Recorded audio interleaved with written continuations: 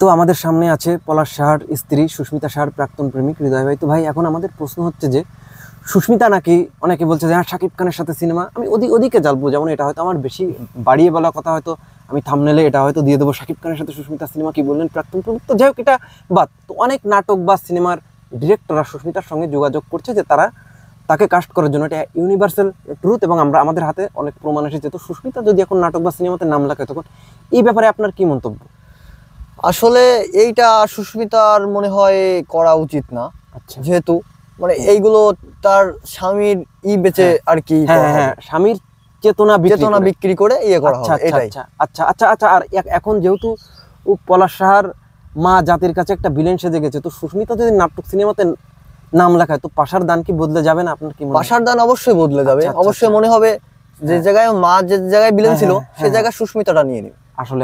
আসলে ভিলেনের যে ইয়েটা ওইটা সুস্মিতা তখন করে নেবে।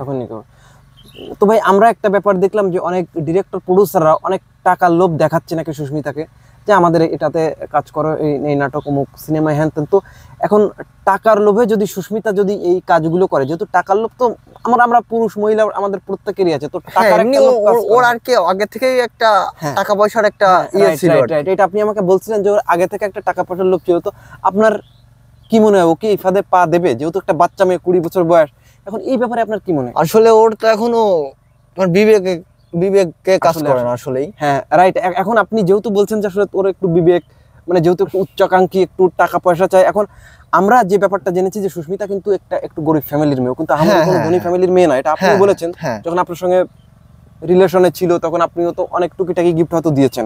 অথবা তার হাজবেন্ডের মতো আইফোন দেওয়ার টাকা আপনার ছিল না, কিন্তু টুকিটাকি যে গিফট, এটা তো আপনি তাকে দিয়েছেন অবশ্যই। তো এখন টাকার লোভে পড়ে, যেহেতু এখন যে যত কথাই বলুক, এখন যেহেতু সে বাপ, ভাইয়ের সংসারে তো একটা ডিভোর্সি হোক বা হাজবেন্ড হারানো একটা মেয়ের আমাদের সমাজে কতটা দুঃখ, কতটা করুণ তাদের লাইফ, এটা আমরা সবাই জানি। তো এখন যেহেতু হয়তো টাকা পয়সার সমস্যা হতে পারে, ফ্যামিলিতে নানা রকম আর্থিক ক্রাইটেরিয়া দেখা দিতে পারে, হয়তো স্বামীর যে স্বর্ণ ওগুলো নিয়ে ঝামেলা হতে পারে। তো এখন যদি টাকার লোভে পড়ে যদি বাই চান্স সে এই ফাঁদে পা দেয়, বাই চান্স, আপনি তো বোঝেন যে অভাব কি জিনিস, তো এই ব্যাপারে আপনি কি বলছেন? আসলে এটা ওর কাছে আর কি, মানে আমার কাছে যেটা মনে হয়, এটা আর কি ওর কাছে একটা ভুল ডিসিশন। আচ্ছা, ভুল। এখন ও যেটা করবে এটা তো আর আমি জানি না। আসলে তার সঙ্গে আমার বেশ কিছুদিন যাবত কথাবার্তা হয় না। আমি আসলে বিষয় কিছু জানি না। আসলে যদি কখনো কথা হয়, তখন আমি আপনাকে জানাই দিতে পারি যে সে আসলে কি করতে চায়। আচ্ছা, সেটা আপনি জানাতে পারেন, কিন্তু আপনি যেহেতু বলছেন যে আমাকে আগে বলছেন যে এই ঘটনার পরে, মানে পলাশ সাহার সঙ্গে তার যে ঘটনা, তার সঙ্গে আপনার কোনো যোগাযোগ হয়নি। তো আপনি কি মানে নিজের থেকে তার সঙ্গে যোগাযোগ করার কোনো চেষ্টা করেছেন কিনা, যদি একটু? আসলে যে যখন তার এই যে যে ব্যাপারটা, তারপর থেকে আমি তার সঙ্গে আর যোগাযোগ করার কোনো চেষ্টা করি নাই। সেও করি নাই, বিবেকে বাধা দিচ্ছে যে এরকম একটা কাজ কখনো করা। আমি আসলে তাকে বলতে পারতাম না, এই জন্য তার সঙ্গে কথা বলতাম। এটাই। আচ্ছা ভাই, আপনি এবার একটু বলবেন যে আসলে আপনার জীবনে কি তারপরে, সুস্মিতার পরে কি কেউ এসেছে? আমি জানি হয়তো আপনার পরে আসবে জীবনে, হয়তো অনেকে, কারোর জন্য কারো জীবন থেমে থাকে না। আসলে করবেন, আপনার সংসার হবে। আসলে তার প্রতি আমি একটু লয়াল ছিলাম আর কি।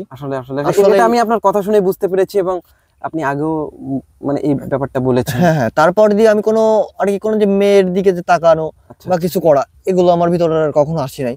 আসলে ভাবছিলাম যে সে আমার কথা দিয়েছিল যে সারা জীবন একসঙ্গে থাকবো, অনেক কিছু বলছিল, আসলে অনেকটা ইয়ে ছিলাম, স্বপ্ন ছিল তার নিয়ে। স্বপ্ন ছিল, কিন্তু আসলে টাকা পয়সা দেখে এটা যদি আসলে বেকার ছেলে কেউ কখনো মেয়ে দিতেই চায় না। আসলে এটাই স্বাভাবিক, কারণ আমি ওনার জায়গায় আমি হলেই আমি নিজেই এটাই বলতেন, কারণ হয়তো আপনার ফ্যামিলি থেকে টাকা নিয়ে আপনার নিজের চলতে হয়, তারপরে একটা মেয়ে এনে এগুলো করা শুরু হবে। এই জন্যই তো আর কি একটু। আচ্ছা।